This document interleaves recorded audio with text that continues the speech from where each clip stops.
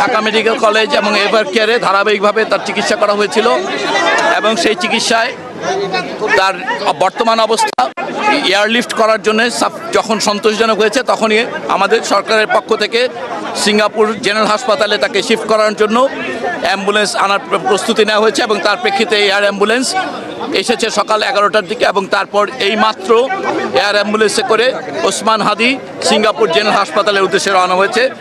আপনারা সবাই ইতিমধ্যে জানেন যে ওর এই স্ট্যাবিলাইজ করার কথাটা, এটা এয়ারলিফটিংয়ে 4 ঘন্টা ফ্লাইটের জন্যে ওনাকে আমরা যখন দুই পক্ষই সম্মত হয়েছে, ওই সিঙ্গাপুর জেনারেল হাসপাতাল এবং এভার কেয়ার দুই কর্তৃপক্ষ যখন সন্তুষ্ট হয়েছেন যে উনি 4 ঘন্টা ফ্লাইট করার জন্য উপযোগী, তৎক্ষণাৎ আমরা ওনাকে আসলে শিফট করিয়েছি। এখন আপনারা সবাই দোয়া করবেন। আমরা বলতে চাই যে ওনার আঘাত সম্পর্কে আপনারা ইতিমধ্যে অনেকবার শুনেছেন।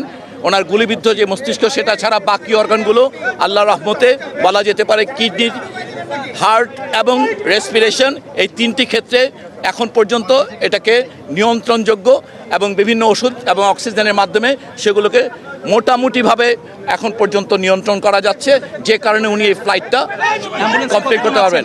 এয়ার অ্যাম্বুলেন্সে ওনার সঙ্গে ওনার ভাই এবং ওনার ভাইয়ের বন্ধু তারা ওনার সঙ্গে গিয়েছেন। আমাদের ওই পক্ষে সিঙ্গাপুরে আমাদের হাই কমিশন এই ব্যাপারে সম্পূর্ণ অ্যালার্ট এবং সিঙ্গাপুর জেনারেল হসপিটালের সকল টিমের যারা আছেন তাদের সবার সঙ্গেই কিছুক্ষণ আগে তাদের টেলিকনফারেন্সিং হয়েছে।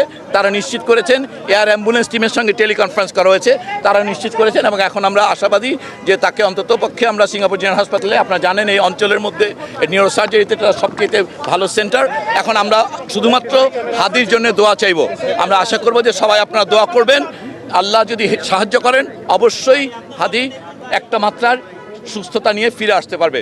দোয়া করবেন সবাই।